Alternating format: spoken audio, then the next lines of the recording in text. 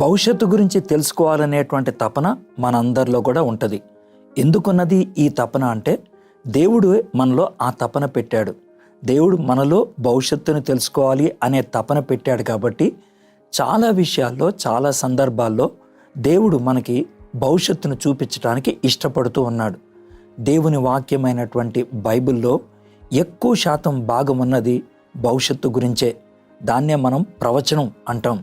బైబిల్లో చాలా నెరవేర్చబడినటువంటి ప్రవచనాలు ఉన్నాయి అనంటే, ఉదాహరణకి పాత నిబంధనలో చాలా సందర్భాల్లో యేసు ప్రభు గురించి ప్రవచనాలు ఉన్నాయి. యేసు ప్రభు ఎక్కడ పుడతారు, ఎవరికి పుడతారు, ఎలా పుడతారు, ఇవన్నీ కూడా ప్రవచనాలే. ఈ ప్రవచనాలన్నీ కూడా యేసు ప్రభువులో నెరవేరినట్లు మనం చూస్తూ ఉంటాం.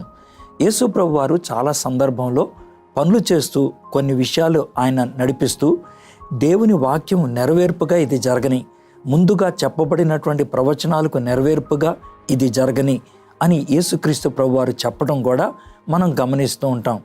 దీంతో మనకు ఒక విషయం అర్థమవుతుంది. దేవుడు మనకి భవిష్యత్తును చూపించాలని ఇష్టపడుతున్నాడు.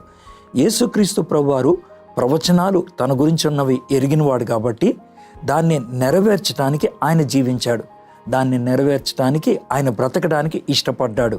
అంటే దేవుని ప్రణాళికకు, దేవుని ఉద్దేశాలకు తన్ను తాను అప్పగించుకున్నట్లు మనకి అర్థమవుతున్నది. దేవుడు మన విషయంలో కూడా మన భవిష్యత్తు గురించి చెప్పడానికి ఇష్టపడుతూ ఉంటాడు. యేసుక్రీస్తు ప్రభువారు ప్రత్యేకమైన వాడు కదా, అందుకే ఆయన గురించి ప్రవచనాలు ఉన్నాయా అని మీరు అనుకుంటారేమో. ఇశ్రాయేల్ దేశం గురించి కూడా ప్రవచనాలు ఉన్నాయి. ఇశ్రాయేల్ గురించి ప్రవక్తల్ని పంపించాడు. మీరు ఈ విధంగా ఉన్నారు, మీరు ఇదే విధంగా కొనసాగినట్లయితే ఇలాంటి శత్రువు మీ మీదకు వస్తాడు, ఇలాంటి హింసను మీరు పొందుతారు, 70 సంవత్సరాల వరకు మీరు చెరలో ఉంటారు. ఇవన్నీ కూడా ప్రవచనాత్మకంగా చెప్పినవే. ఆ ప్రవచనాత్మకంగా ఉన్నటువంటి విషయాల్ని ఆధారం చేసుకొని దేవుని భక్తులు ప్రార్థనలు చేశారు. దేవుని భక్తులు దేవుని చిత్తాన్ని నెరవేర్చడానికి తమ వంతు ఏంటో తెలుసుకొని ప్రయత్నం చేశారు. ఉదాహరణకి దానియేలు 70 సంవత్సరాలు మేము చెరలో ఉండటం పూర్తయింది కదా, దేవుని యొక్క చిత్తం ఏంటంటే 70 సంవత్సరాల తర్వాత వెనక్కి వెళ్ళాలి, కాబట్టి మమ్మల్ని వెనక్కి తీసుకెళ్ళి ప్రభా అని ప్రార్థన చేశారు. కాబట్టి దేవుని చిత్తములో మన భవిష్యత్తు ఏంటి అనేది తెలుసుకోవటం తప్పేం కాదు, కానీ అది దేవునికి మహిమకరంగా ఉండటానికి, పాపాన్ని తప్పించుకోవడానికి, ఇలాంటి విషయాలకే కానీ స్వలాభం కోసం కాదు. రెండోది, మన భవిష్యత్తు దేవుడు నిర్ణయించిందైతే దేవుడే దాన్ని బయలుపరచాలి, కానీ ఇంకెవరి దగ్గరికి వెళ్ళకూడదు. దీంతో మనకు రెండో విషయం అర్థమవుతుంది. మన భవిష్యత్తు కోసం ఎక్కడికి వెళ్ళాలి? దేవుని దగ్గరికే వెళ్ళాలి, వేరే వాళ్ళ దగ్గరికి వెళ్ళకూడదు. వేరే వాళ్ళ దగ్గరికి వెళ్తే ఏమవుతుంది?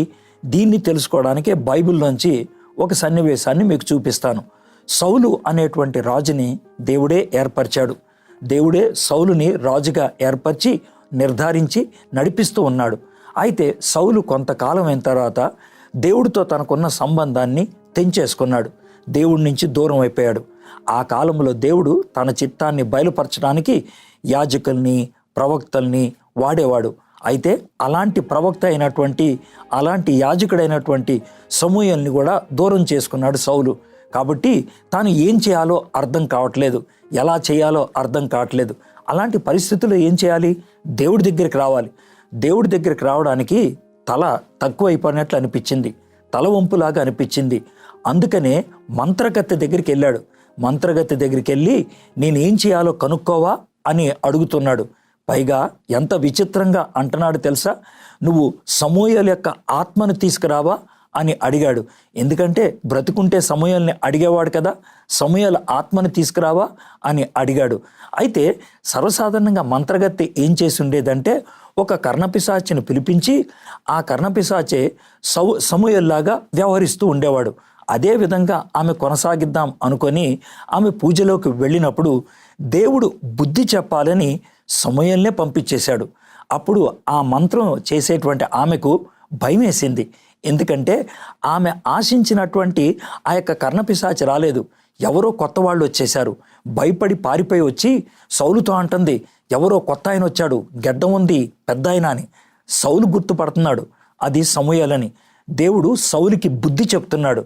నువ్వు నా చిత్తాన్ని తెలుసుకోవాలంటే, భవిష్యత్తుని తెలుసుకోవాలంటే ఎవరి దగ్గరికి వెళ్ళాలి? నా దగ్గరికి రావాలి. ఎలాంటి మంత్రం చెప్పే వాళ్ళ దగ్గరికి కాదు. దేవుడు నీకు నీ భవిష్యత్తు గురించి చెప్పడానికి ఇష్టపడుతున్నాడు. దేవుని సన్నిధిలో గడిపి ప్రభా నేనేం చేయాలి అని అడిగితే దేవుడు ఖచ్చితంగా సహాయం చేస్తాడు.